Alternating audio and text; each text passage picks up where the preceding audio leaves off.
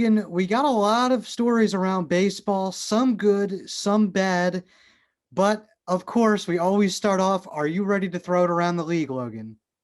Let's do it. I mean, there was a lot that happened these past couple days. I mean, this is our first podcast back from home. I mean, you're in your attic, in like this little log cabin attic. I'm back in my little hangout area, but it should be fun doing these podcasts back from home.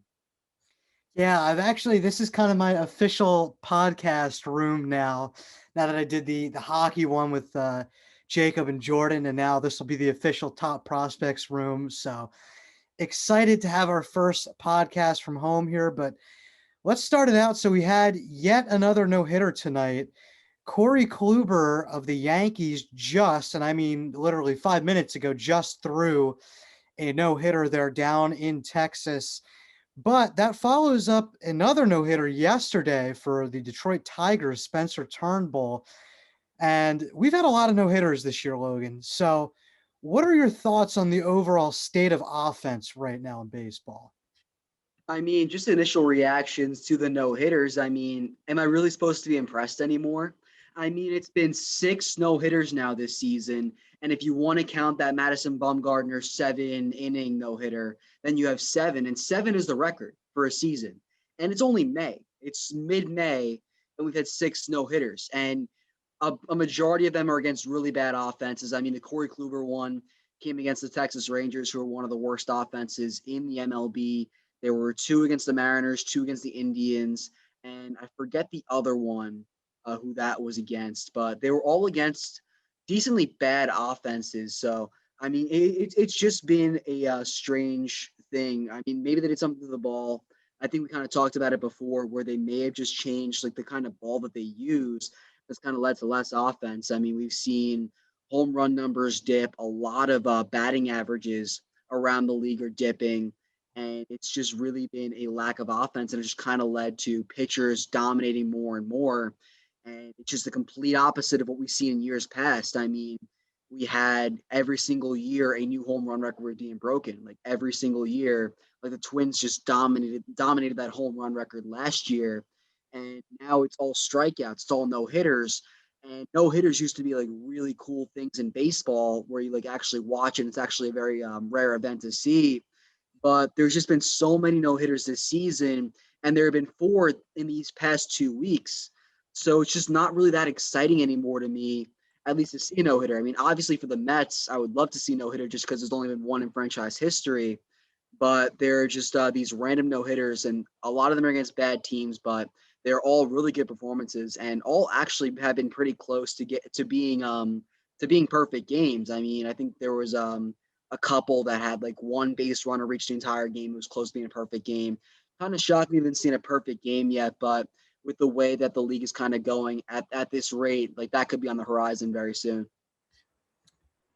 Yeah, I mean it is incredible how much the offense has just completely taken a nosedive this year. I mean, and it actually really started last year. I mean, if you want to go back and look at team batting averages, the Cincinnati Reds had the second worst last year batting average of all time over a season. Now, again, that was a 60 game season, so I think that had to do a lot of it. But the Texas Rangers were also there in the top five, and then this year's Seattle Mariners hitting 199, and this isn't a small sample size either anymore. I mean, we're 44 games into the season now, so I mean that is atrocious. And I think there's two reasons for this. One, I mean, the MLB has come out and said that they wanted to change the baseball. I mean, obviously the home run rates being at what they were and continuously going up was just completely they couldn't have that anymore. But the other thing is, I mean, pitchers are throwing harder than ever. I mean, I always said, and this is an interesting debate, would Babe Ruth even be good in today's MLB? I mean, facing upper 90s heat with spin on it like this, or some of these, curveballs and sliders that, some of these guys are throwing with spin rates at like 3,000 RPMs. It's incredible what pitchers are doing nowadays. Now, again, this has been going on the last couple years. So I don't think, this is just a this year thing. I think this is more about the baseball being changed, why we're getting so many no hitters. But we have to remember, and I know Reese Hoskins said this, I believe it was before the game today. He said, look, I mean, it's harder to hit the ball now than ever. I mean, obviously, you see these big home run numbers getting put up, but at the same time, strikeout numbers are way up, like way up nowadays. And again, it's because pitchers are just learning, I think, from a younger age, just how nasty to throw. Again, when you have more, I guess, feedback and analytics to show how to perfectly pitch, place a pitch and get the perfect amount of spin on it. Yeah, I mean, pitchers are going to be better. So I think that's a big part of it. I'm not sure how they fix this. I mean, what do you think about some of the rules proposed? I know the Atlantic League, which is an independent league that the MLB is affiliated with. I know that your Long Island Ducks play in the Atlantic League there. They have different rules. I know one of them is they're moving the mound back an extra foot. I don't know how much that's going to help. And then the other one is they're adding a second, I believe it was a second DH or the DH hook or something like that. So what do you think about trying to change some of the rules to kind of spark some offense? Yeah, I don't really think it makes too much sense. I mean, the moving the mound back a little bit, I don't think it would make too much of an impact. And the second DH is just plain weird, just to have a 10th man in that lineup. I mean, you talk about making the game more traditional, like more old school. And we'll talk about this later with another important event that happened this week. But I think that would just be making it way more new school, which is something that Rob Manfred, or at least like the league, has just kind of been seeming to be completely against. And you talk about pitchers adjusting. I mean, we've seen these hitters get better and better each year, and home run numbers have kind of gone up because of that. So this is just really a case, I think, of just pitchers adjusting or just learning about these younger guys and just now finding a way to really attack them and really strategize better against these lineups. And I think that really the only way to fix it is just if the hitters just do the same exact thing. I mean, everyone's learning. Everyone's learning at a different rate. So I mean, I think that when a hitter sees the same pitcher a few times, you learn what kind of pitches he throws, what his tendencies are. You start to see how he attacks you, and then you adjust from there. It happens in all sports. Like you face a guy a certain amount of times and you adjust on that game style and have a game plan for that guy. Pitchers do it. So I think hitters will find a way to respond. I think that they'll find a way to, I don't know about get back to that those old numbers that we saw before the pandemic, but I think they can get pretty close if they find a way to adjust. And a lot of these hitters, they're pretty younger guys. I mean, it's a younger league in the MLB. So I think a lot of these guys, they're still learning how to be professionals, how to really game plan for an MLB pitcher. So I think really just adjusting to those game plans could really help out there. Yeah, I completely agree with that. And by the way, I do want to clarify. So the Atlantic League rule was, I think it was the double hook DH. So basically, once you pull your starting pitcher, you actually have to pull your DH, which actually I think it's supposed to incentivize starting pitchers going longer, um, instead of really incentivizing offense, which is interesting. I mean, now the league kind of has the other problem now, in that pitchers are going longer, but they're getting more strikeouts and more no hitters, as we've seen this year. But going back to what you were talking about and some of the new school versus old school thinking, we obviously had the one of the big storylines was what we had with the Twins game versus the White Sox. So in that one, what are your thoughts, I guess, about Tony LaRussa's comments after that home run there by Yermin Mercedes of the White Sox, after they were up, I forget how many runs at this point in the game. It was like 10 or something. This was also off of, I think it was the backup catcher, Astudillo. I probably butchered that name. El Tortuga, also his nickname there. But, you know, I guess it broke one of the unwritten rules, swinging down 3-0 in the count there, up big late in the game. What are your thoughts on that? I hate that this is a comment that has to be had. at different points in the year. I mean, last year was the Fernando Tatis thing, the 3-0 swinging grand slam. And this is like the exact same thing, except you're hitting off a backup catcher, like you said.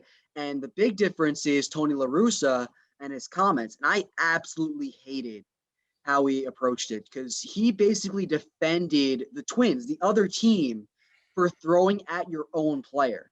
Like normally when you're a manager and you're a new manager to a team trying to prove yourself, you want to kind of back up those players, but this is an older guy, already a Hall of Famer, already in the Hall of Fame, and he's going against one of his hot young players.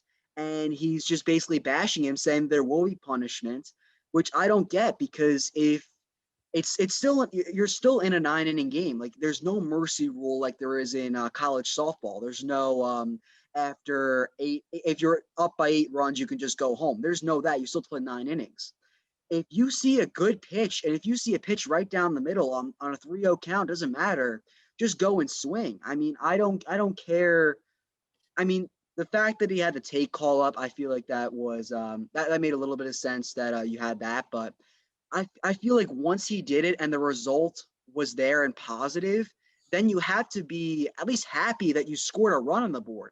If he swung and grounded out, then I could get you bashing your player because he didn't listen to you. But the result was positive. And Tony LaRussa, I mean, he's been known to be that old school guy. And I feel like he's kind of had trouble kind of winning over that locker room ever since he came to the White Sox. It was kind of a younger team. He's an older manager. And it was kind of showed when Tim Anderson kind of defended Mercedes for doing that, for hitting that home run. And this is a debate that'll always be had as long as they're old, as long as there are old heads in the MLB. This old school, new school thing, unwritten rules. This will always be a thing. I hate that it's a thing, just because the game is changing and these unwritten rules are just really. I don't like them at all. I think they're just insane. I mean, they did throw at him the next day, which was expected. It was going to happen, but I just hate that he defended him. I just hate that the Russo defended the Twins like that.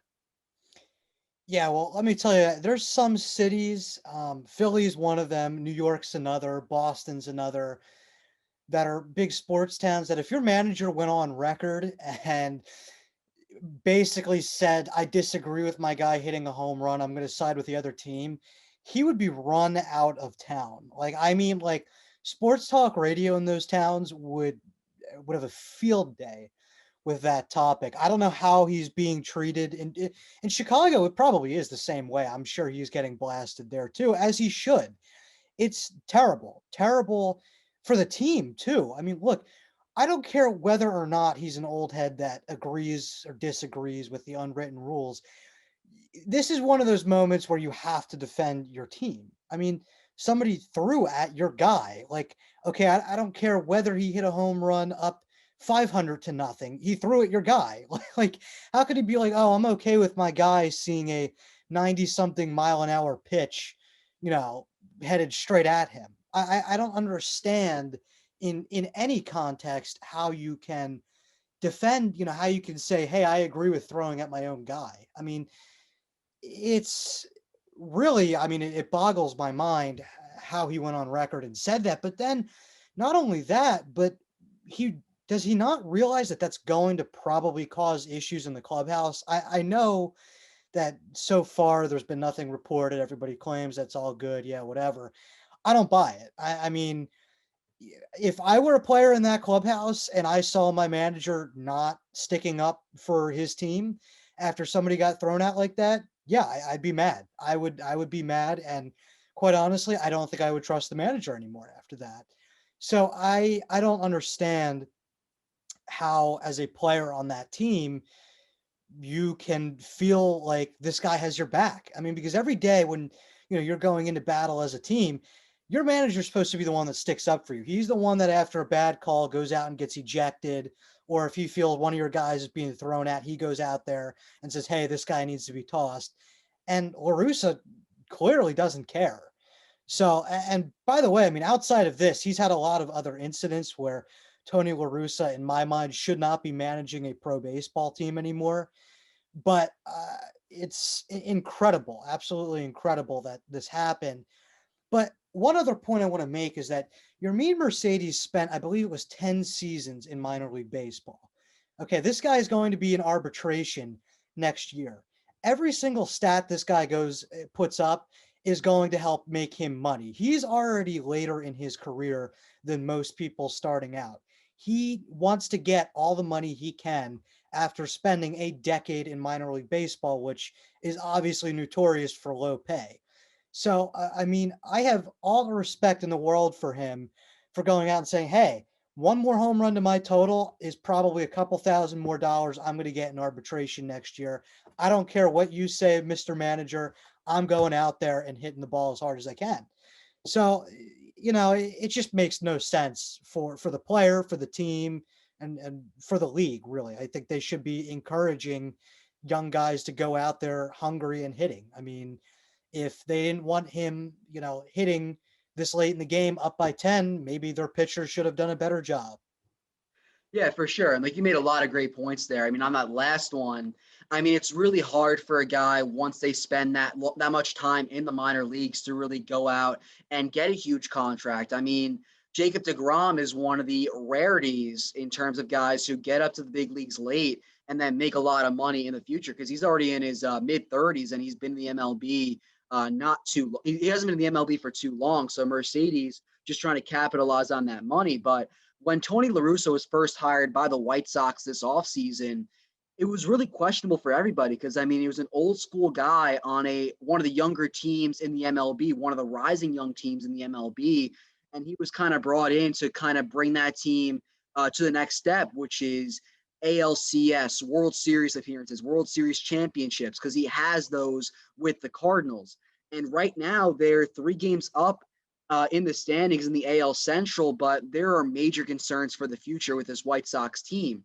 I mean, you said it, nothing's really come out major news in the White Sox locker room, but you have to imagine that the energy, I mean, really the relationship between LaRussa and his players isn't really that great, especially if Tim Anderson and Yermin Mercedes are going to go against him like they did in that game, in that blowout game too. So I think there are going to be major problems after this year.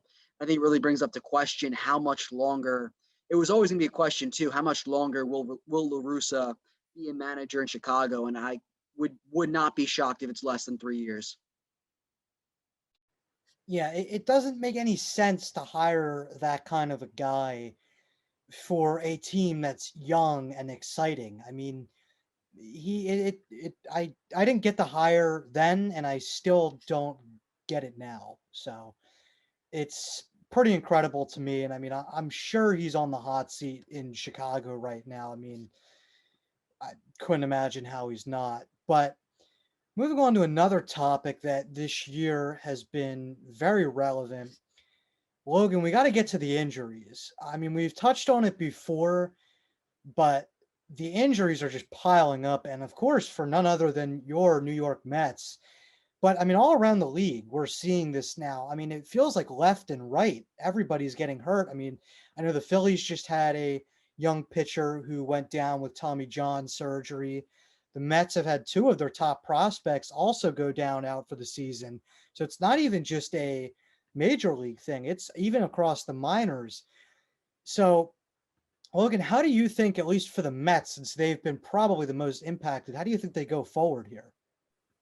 Yeah, I think well with the Mets, all these injuries to really top players on their team really been soft tissue issues, and Jacob deGrom, Taijuan Walker, Jeff McNeil, Michael Conforto, just some of the guys on that roster that have gone onto the IL this past week.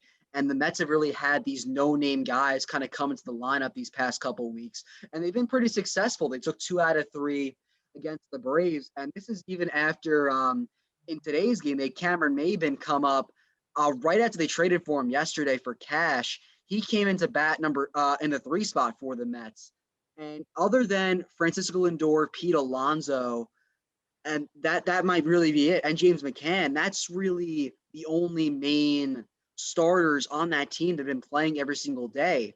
I mean, the bench squad has kind of been vitalizing this New York Mets roster. I mean, you had Jonathan VR raking. Jose Peraza has been actually doing pretty good. Tomas Nido had a couple nice hits.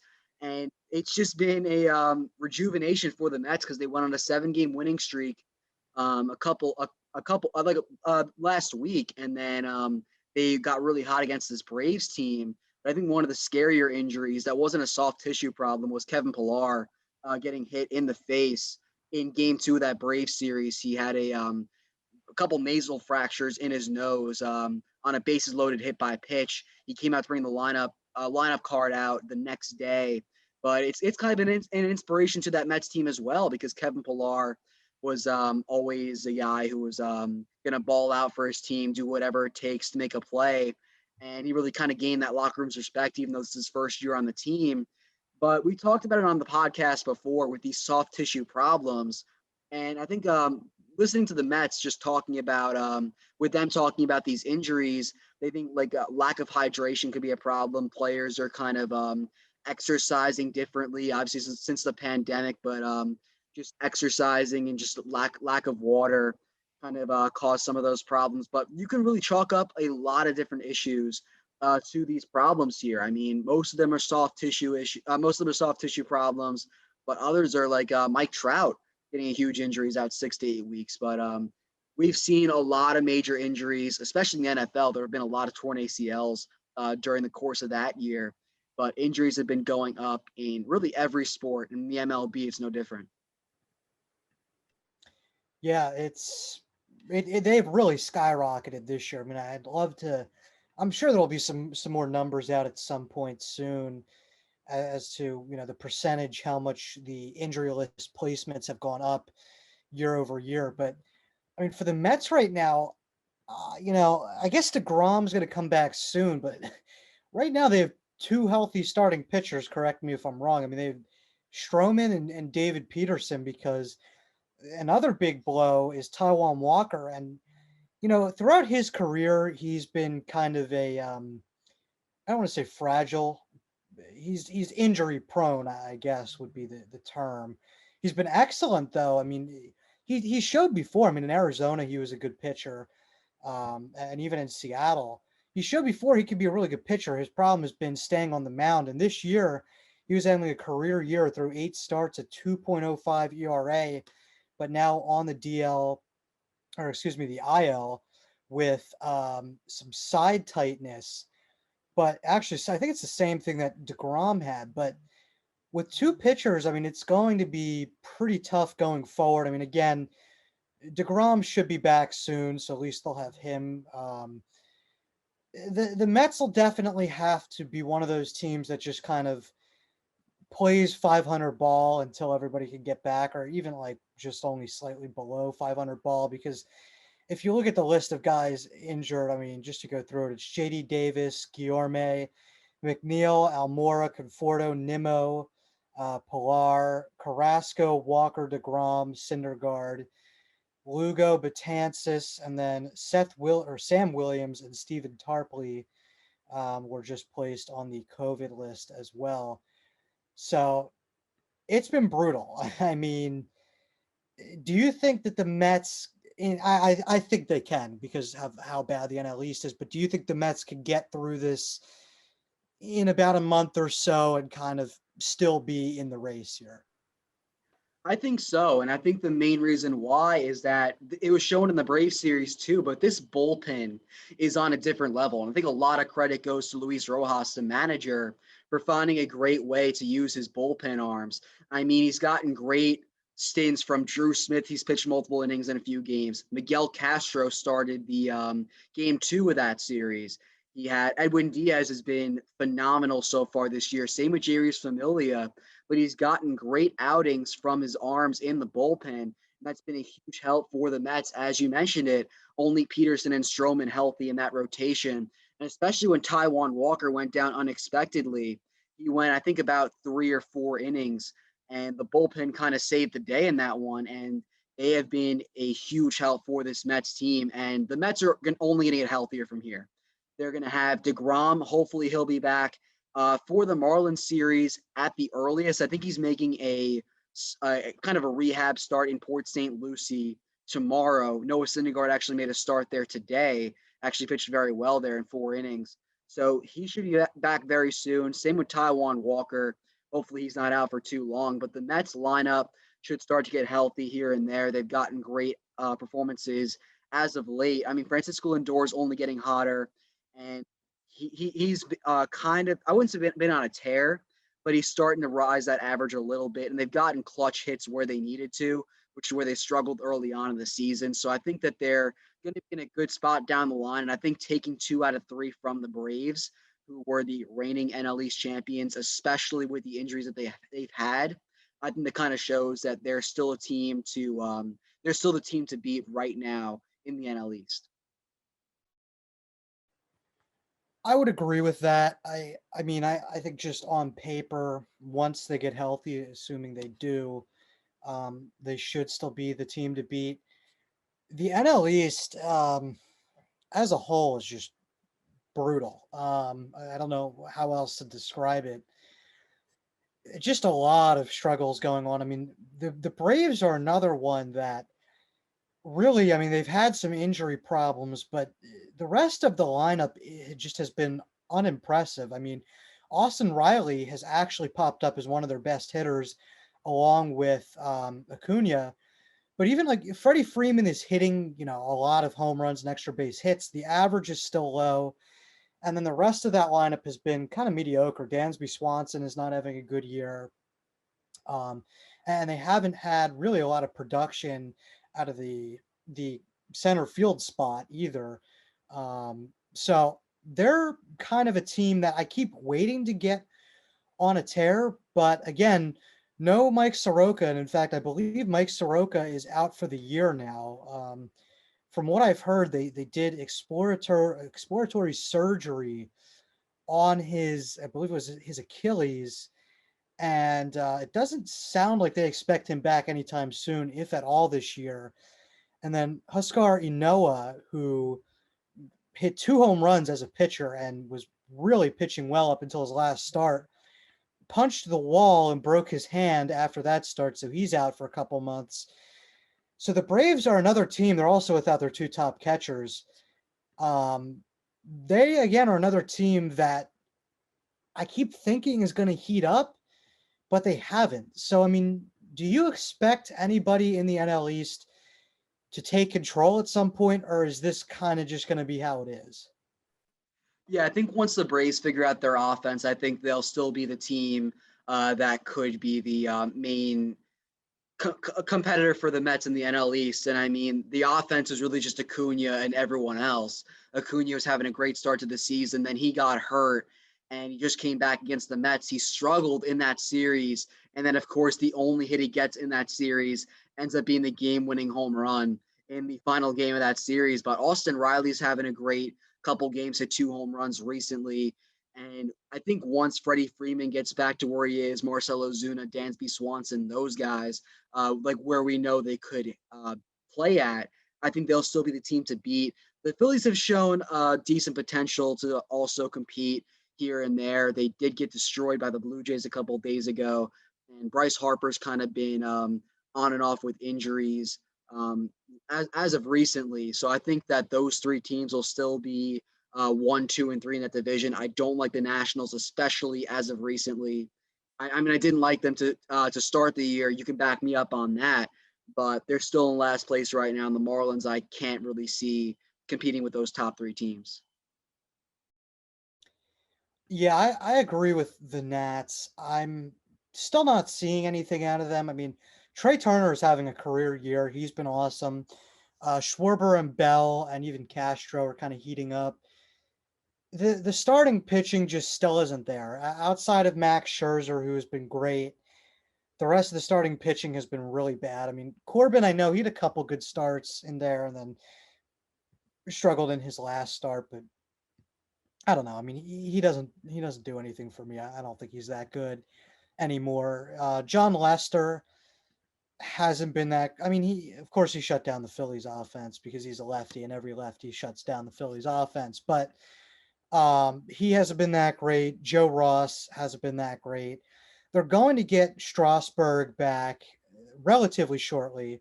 I know Eric Fetty just went on the IL, but the rest of that team is not that great. And Soto, I mean, Soto's been good. I think he's hitting, what is it, like 270 something right now with 3 homers. But for a guy that was talked up to be the next Ted Williams, I would expect him to be a little bit closer to last year's numbers or 2019's numbers than hitting 270 with very little power. I'm not really sure what's going on with him right now. He seems to be hitting the ball hard, but not elevating it, I guess, per se. Because, I mean, we've kind of grown accustomed to the tremendous power he has, but I mean, 3 home runs, not many extra base hits so far. I'm starting to wonder if he still has a nagging injury there that might be holding him down. But I do agree that the Mets, not the Nets, that's for Ball Don't Lie. Tune into Ball Don't Lie. Yes, Um, completely different podcast. Completely different podcast. We typically do not talk basketball on this podcast, except maybe on the rare occasion. But Although that I do have basketball on right now though. It's on in the is it background. that's the West Conference game. Yeah. Who's winning? Is Golden State? Yeah, they're up by 11 right now. Okay. It's like early though. Again, ball don't lie stuff. Ball Don't Lie stuff, yeah. We gotta leave that. Although I don't know who's covering Ball Don't Lie anymore Yeah. with Hunter and Matt now gone. But R.I.P. RIP. But anyway, so we've talked about a couple, at least really a whole division's worth of teams that are underperforming for the most part. Who have been some of the biggest underperformers now? We're about, I don't want to say a third of the season. We're somewhere between a quarter and a third of the way in now. So, who do you think are some of the most underperforming teams? I think the one that kind of instantly jumps off the page for me is the LA Angels.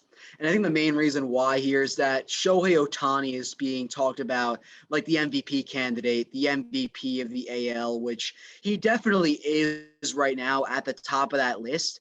But for as much as the writers talk about him, talk about the Angels, they're still 18 and 23 right now, and they're in fourth place in the AL West. And this is right behind the Seattle Mariners, who've been no hit twice this season, and the Texas Rangers, are in fifth, right behind them by 1 game.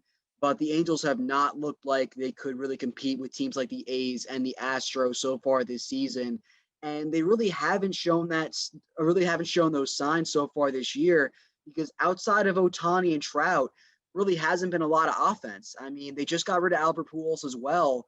So that was one of their big power hitting first basemen. He's now in the LA Dodgers. And as for the pitching staff, Dylan Bundy had a great shortened season in 2020, but his ERA is just over 6 right now. And he was the ace of that staff last year. So outside of Shohei Ohtani, there really isn't that much to like about this Angels rotation, about this Angels bullpen at all. I mean, Raciel Iglesias, he was kind of brought over from Cincinnati. He has not been great as well in that bullpen. So the Angels, if they want to compete with Mike Trout, with Shohei Ohtani on their roster, I think that they could be they would have to kind of add one of those guys at the deadline. And we talked about John Means last week. Maybe they can go after him if they wanted to, get another former Baltimore Oriole on that staff.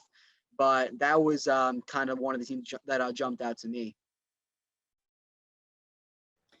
Yeah, the Angels have definitely underperformed. I know on this same podcast, I was buying into them after like the first week. This is why we can't buy into teams after a good week. Yeah, they're not good, and with Mike Trout now out possibly up to 2 months, I never want to say that a team's done because obviously they can go on a run. You know, players can get called up and really fill in a void, although it's nearly impossible to fill a Mike Trout sized void. But I don't see how the Angels are competitive with 2 months of no Mike Trout. I mean, people are just going to pitch around Ohtani. I mean, that's gonna be what happens. And with Anthony Rendon only hitting like 250 and like 3 homers, there's just nobody to protect Ohtani in that lineup right now. I mean, Rendon has just kind of been there in his Angels career. He's been banged up a bit, hasn't really done anything that I'm like, oh wow, this is the guy that I remember was like once a top 20, top, I mean, some even talked about him as a top 10 player in baseball. He's kind of, I mean, maybe it's just because it's the Angels. I feel like he's fallen off the face of the earth out there. Um, but they're going to need a lot of production from guys like Jared Walsh, Shohei Ohtani to continue, and then miraculously have their pitching staff step up. But I don't see how that's going to happen. I really don't. They're going to have to make a move for some pitching if they want to be competitive. They might just say, this isn't our year, which they've been saying for basically Mike Trout's entire career. So I don't know if they're going to continue to keep wasting that or not, but it's been a disaster. I mean, I do give them credit. They tried on a lot of pitching. I mean, they tried to go after some of the big names on the market. They did go after Garrett Cole. Yeah, went after Garrett Cole. They went after a couple of the other big guys. I'm trying to think what are some of the other big names, but obviously they signed Jose Quintana. They signed who else was it that they had? A couple of other pitchers, Andrew Cobb, who's decent. They tried Matt Harvey out for a little bit, They did, right? yeah. Um, I mean, they have tried some guys, but they just haven't been able to stick with anything. So it's really rough. But yeah, they're definitely one of the most underachieving teams out there. In terms of who else is underachieving, kind of hard to say. I mean, the Yankees have turned it on as of late. I guess I'd actually have to go with another AL team and go with the Minnesota Twins, who are just a complete dumpster fire right now.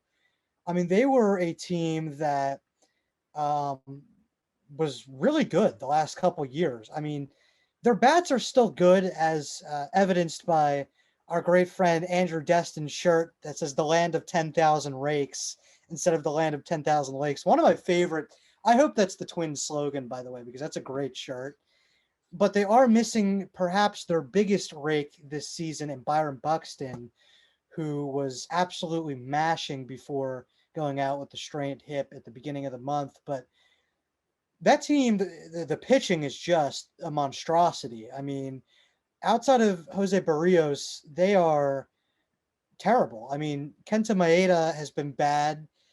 J.A. Happ has been bad. And then Matt Shoemaker, who hasn't been relevant in a long time, is also still really bad. And then the bullpen has completely fallen apart. So they're now 11 and a half games out. Do you think the Twins are competing here, or do you think it's really White Sox versus Cleveland? I think they will end up competing just because the offense. You kind of mentioned their little slogan there. I think that they'll eventually find their way to compete, especially in that weak AL Central division. I think the Indians will eventually sell off. I don't really think that they're really here to compete.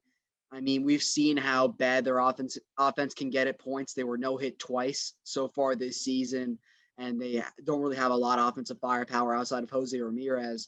But I think they're another team that's really just one big pitcher away from really competing with this White Sox team. I mean, if you were to tell me that Kenta Maeda finished in second in the Cy Young voting last year, I would not believe you. He has a 5.26 ERA right now, and he has been a big reason for the Twins' struggles because he carried that rotation alongside Jose Barrios, who's been great so far. But outside of that, there's not really too much to root for in Minnesota. I mean, Byron Buxton was looking like an MVP candidate early on, and he still is one to start out the season. They're getting great production from Nelson Cruz. That offense is still very capable of being that La Bamba squad that leads the league in home runs per team. So I think if they were to get some kind of pitcher to be that number two alongside Barrios, I think they can compete. Not with the White Sox for the division. I think they can compete for a wild card spot because we've seen how dominant the White Sox are, locker room issues or not. They've just been dominant. And the Twins saw that firsthand as they were the team this whole conflict came on. I'm going to actually, well, yeah, I'm going to disagree with you here. I don't think they're going to compete.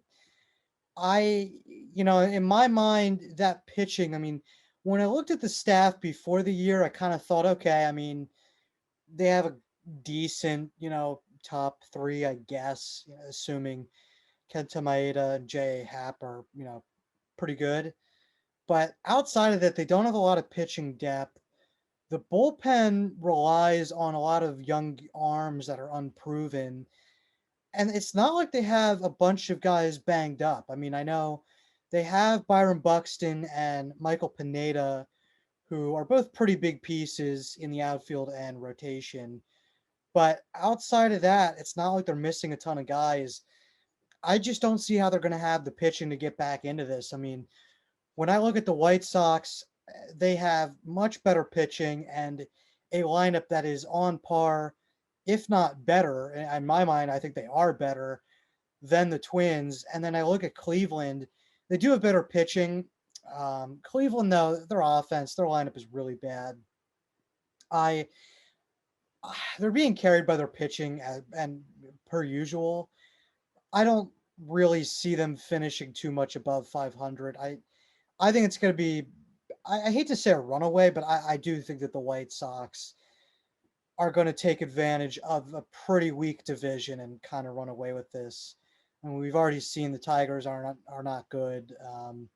The Royals have fallen back to what I thought that they would be at the beginning of the year, and that's a below 500 team. So, but the Twins, I mean, they're definitely in the market for some starting pitching. I mean, that's obviously the big concern there out in Minneapolis. But going now to some of the teams that have overachieved, in my mind, there's one clear, obvious choice. But what about you here, Logan? All right, I'm looking through them now. Yeah, and I think I see that one obvious choice. So I'm gonna try and steer clear of that. I know it's a team in the NL West, so I'm gonna try and avoid that one team. And let's talk about the Rays for a little bit. I mean, the Rays of the Red Sox. I'll talk about the Rays here though, just because they started out the season as one of the bottom teams in that AL East, but they've gone on a 6-game winning streak now, and part of that is due to a 3-game sweep over the New York Mets, who were on a 7-game winning streak at the time of that streak. But the Rays, there were a lot of people kind of questioning how this pitching staff would play out just because they did trade away Blake Snell to the San Diego Padres. But Tyler Glasnow has kind of silenced all those doubters. I mean, people were kind of questioning whether or not he could really be that true ace of a staff. And he really has so far. 4-2 record, 2.35 ERA. He has been one of the best pitchers and a Cy Young contender in the AL. He was my Cy Young pick to start the season. He's proved me right thus far. And that offense in Tampa Bay, Joey Wendell's been playing really well. Randy Rosarena has been hitting pretty well. And Manuel Margot, not hitting very well this season, but he is a New York Mets killer. And he is a main reason why they're in second place and contending with the Red Sox, who've been one of the best teams in the entire MLB right now. Had a couple clutch hits, couple home runs in that series, but this Rays offense, they get clutch hits where they need to, and they've kind of been that second best team in the AL East, right behind those Red Sox. And every time they play the Yankees, they found a way to dominate. So I think they'll be here to stay for the future and really compete for both that division, and if they don't get that, the wild cards. Yeah, they do have some pop down in those bats there in Tampa Bay. I mean, I believe that they're top. Are they top 10 in homers? They're just outside the top 10 of homers. I mean, if you look at the batting averages on that team, they're not great. I mean, but like you said, they do get that clutch hit. Feels like every single time. A couple of those guys that like always get the clutch hits. I mean, it feels like Joey Wendell, the pride of Westchester, PA. There, I think he actually grew up a Phil's fan. So, Dave Dombrowski, get on the phone and bring us a Joey Wendell to Philly. But there's a couple guys on that team that always get the clutch hits.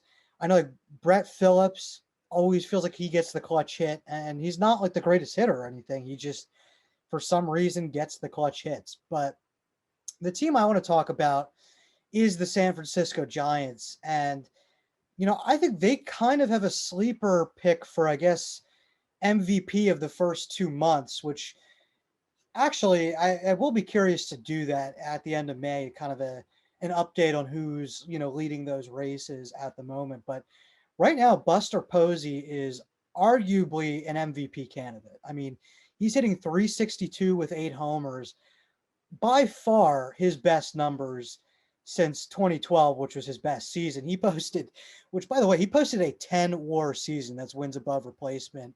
That's like almost impossible to do. I mean, I don't even know. I can't fathom how that's quite even possible, but he did it in 2012. He had 24 homers and 336 that season. He's already at 8 homers. So you figure he's probably on pace right now for like 30 something, I guess, over a full season. If, look, I'm not the greatest at math, but he's hitting 362. He's been absolutely incredible. And that rotation is just awesome. I mean, maybe they could share with their other California team there down in LA, the Angels, but they have three aces of the staff right now. I mean, Kevin Gausman has just been a revelation for the Giants. He has a 1.84 ERA, arguably, again, one of the best pitchers in the NL this year. I think if you look at the best pitchers in the NL, it's been DeGrom, obviously. I think another sleeper has probably been Trevor Rogers for the Marlins, who I just watched uh, pitch very well against the Phillies tonight. But Kevin Gausman is up there as one of the three best pitchers in the NL right now. He's 4-0 too, actually, with this is 1.66 ERA. And then you go down the list. I mean, Anthony DeSclafani, who they got from Cincinnati, I believe this offseason, 4-1 with a 2.03 ERA. And then you go to, another guy in the rotation that they have is, I'm looking for the name. Oh, here it is. Alex Wood, who's really surprised me. I keep thinking of Johnny Cueto. Johnny Cueto's been okay, but Johnny Cueto is a guy that'll probably bounce back as the season goes on. But DeSclafani has a 1.75 ERA and is 5-0 through his first 6 starts. So that's how they're winning ball games, is just awesome, awesome starting pitching. And they're actually getting a lot of pop in the bats. They're not hitting for average, but they do have that thump in the bats, as evidenced by Buster Posey's average there and his home runs. They've hit 58 home runs, tied for second in the league, even though they only have a 226 batting average, which is 25th in the league. So they're a team that lives and dies by the long ball and they're starting pitching, basically. But they followed that success so far, and they're the best team in the league right now. I don't know whether they can keep that up, but it's impressive. Yeah, and I think what's shocking about the Giants is those guys you mentioned, they were kind of throwaways from other teams. They're not high profile, or they weren't high profile free agents. Like Kevin Gausman came to San Francisco after spending the start of his career in Baltimore. Alex Wood, he came over after a stint with the Dodgers and the Reds. And Anthony DeSclafani came over from the Reds, you mentioned this offseason. So these are guys that they got as low profile free agents, and they've kind of brought them over and they've been dominating at the front of the staff. And Johnny Cueto has been okay. He's kind of meant to lead that staff. He's been hurt recently. So once he gets back, he should provide an impact on that staff as well. And in his absence, Logan Webb's played a big part in that pitching rotation. He's a 24-year-old starting pitcher. He has a 4.09 ERA with a 3-3 record. So he's actually been pretty good as a fill-in player in that rotation. But it seems like whoever the Giants are throwing out to pitch to start the game, they've been doing very well. And it's just shocking because we know what two teams that we expected to see at the top of that NL West. We expected the Dodgers and the Padres, and they have yet to really take over as we expected at the start of the season. And with the Padres, it could be injuries. The Dodgers, just lack of offense in certain parts of the season. But the Giants, we'll see how long they can keep this up. But Gabe Kapler seems like the perfect manager for this Giants team. Obviously, it didn't work out in Pittsburgh, but he has found a way to manage this Giants team the way he wants to. And I think this is like the perfect team for him to manage right now. Logan, you mistook Pittsburgh for Philadelphia. This is Yeah. that's it. This is the last episode ever of the podcast. I feel like this is kind of an offense to Philadelphia there. My bad. Oh, unbelievable. very different. Well, I'm assuming very different cities. Still never been to Pittsburgh. Gotta get out there for a I don't game. know why I thought Pittsburgh. I don't know. I don't know why. I knew he managed for the Phillies, and I just said Pittsburgh. Yeah, same sounding. Both begin with a Yeah. P. Both haven't been good in the last like decade. So, but I don't think Pittsburgh doesn't seem like the type of town to run their manager or yeah, like to run their manager out of town, like Phillies fans kind of did with Kapler. Which I look back at the way I talked about Kapler, and I'm like, oh, I'm such an idiot. Like good for him, man. I mean, he looks great out there in San Francisco, and look, he was given a competent GM down there, and Farhan Zaidi, who ran the Dodgers organization for a long time, or was in the Dodgers organization for a long time. And it just seems like a great fit for him. I mean, looking at the other two leagues right now in the NL, it is completely realistic to think that the Giants will have a shot at the wild card. I mean, they did this last year. They've showed the last couple seasons that this lineup, while old and you would think not very good, sticks around. They are a pesky team, and unless they do get that patented late season cap or collapse, they're going to stick around. I mean, the NL Central is the Cubs, Brewers, and Reds. I don't know that any of them get the wild card. The NL East is going to need to have one of, the Phillies, Mets, I mean, all those teams to step up to get the wild card. I mean, right now, obviously, the NL West looks like they should have two wild card spots with one of the Padres, Dodger, or two of the Padres, the Padres, Padres. the Padres. You combine them. Listen, if you combined the San Diego Padres with the LA Dodgers, I don't think that they would lose a game. I mean, that would just be filthy. Just be an unstoppable team, and they would break the wins record for sure. They might win like 130 plus games. Yeah, I mean, it the California teams have been unreal this year. I mean, it's been California knows how to play some baseball, I guess, because they have been outside of the California teams. I'm pretty sure the rest of the NL's record is pretty bad combined. So it's definitely been a good start out there on the West Coast. But Logan, now for the fun part of the segment here. A couple things I'm thinking of, but I want to ask you, what's your favorite MLB jersey of all time? Not like a specific player, but I want to get like the design. Like I've got a couple like NBA jerseys. Like obviously like in the NBA, not to step on again, ball don't lies territory, but like the old Raptors jerseys and like I like the Magic pinstripes jerseys as probably my top three with the Iverson era Sixers. But in baseball, what are your top, I guess, jerseys now or all time? I can I start think if you need, but go ahead. I can start. So we're not going for ones that you own. We're going for like all time. Yeah, I wish I owned enough. I've got my pinstripe, my red pinstripe Hoskins and my powder blue Harper. But how many? I know you've got Lindor. Who else do you have?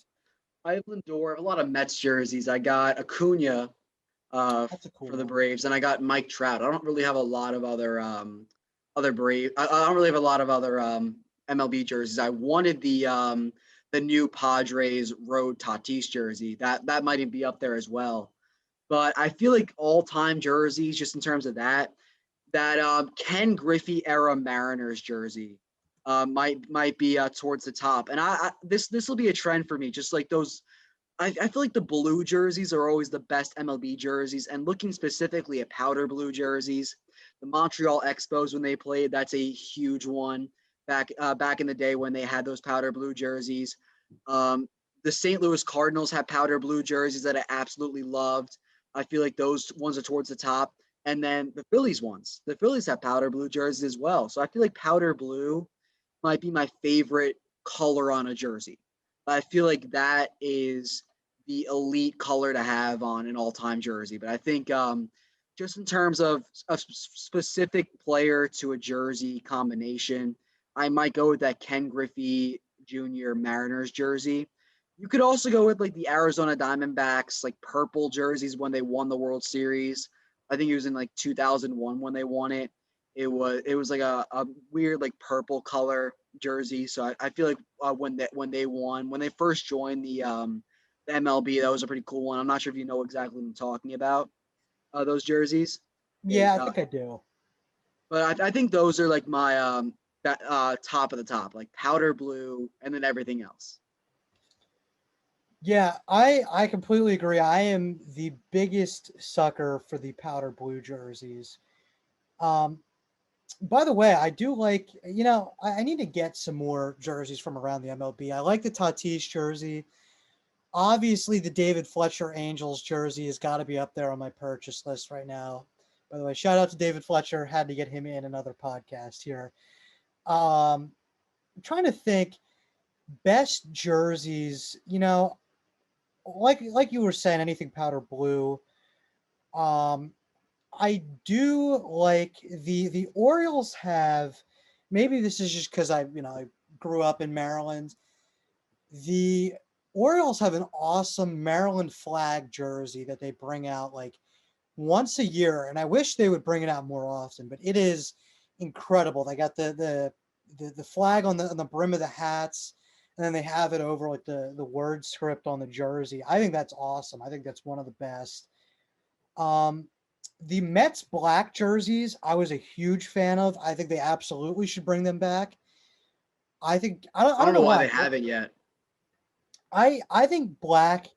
I mean, obviously it sucks for a day game, but to bring, I don't know, those always look sharp. Like I just love black jerseys. Like I think the Pirates black jerseys look great. Not the weird bucket hats that the Pirates used to wear though. Those were weird. I don't know why they incorporated those. Um, I have to say,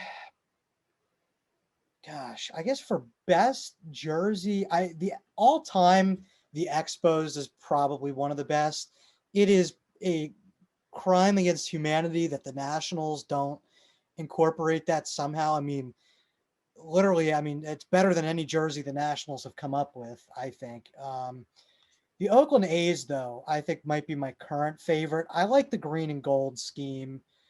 They do kind of have like a little bit of one of them, I think, is like a Kelly green kind of, which as an Eagles fan, just love me some Kelly green. Um, but I do know what you were talking about with the Diamondbacks. There was an era back in the day. I guess it was the Ken Griffey era with the sleeveless jerseys. That was a time. I mean, the Rockies had sleeveless jerseys. There was a bunch of teams that did it. The Diamondbacks. I forget who else, but a bunch of them did it, and it was definitely a thing that happened. I don't think I need to see that come back. um, but yeah, those are probably my favorites. I think. Yeah, I think those are definitely a lot of good ones there. I mean, you mentioned like the Mets black ones. I feel like they talked about having those back for a Friday night game every once in a while. I feel like that'd be the ideal move because like they always did like firework days and like Friday, Saturday night. So I feel like that'd be really cool, especially to have like those black jerseys like that. That's like iconic with the David Wright, Jose Reyes, like Carlos Beltran era of Mets baseball, which I really miss right now. But yeah, those are definitely some great jerseys, and they're especially in the past there were always like great jersey designs, and like they occasionally bring them back for a game or two, but the designs have really kind of taken a hit in really all sports recently. Yeah, I agree. I mean, my, in my mind, minor league baseball, by the way, best logos and jersey designs in sports. I'm going actually my first minor league game. I love to go see scout some players. Got to go to my Hartford Yard Goats on Friday, which, by the way, I mean, putting a goat on a logo, I think that's awesome. I mean, like I think their slogan is like "Go for the goat" or something. I That's awesome. I wish pro sports had better logos, or not better, just more fun logos like that. I think that's really cool. But as it is, I think pro sports kind of have, I think the NBA probably has the best, or NHL. Those are the two best leagues for jerseys, in my opinion. But anyway, well, that about wraps it up here for this edition of the Top Prospects podcast. For Logan Bourandas, I'm Chris Lemmo, and we'll see you next week for another exciting edition of Around the League in the MLB. Thank you for watching this edition of Penn State Sports Night. If you're a fan of our content, please be sure to subscribe to our YouTube channel for more clips. Also, follow us on Twitter at PSSN TV and on Instagram at PSU Sports Night to keep up with all the action. For all my colleagues, we are Penn State Sports Night.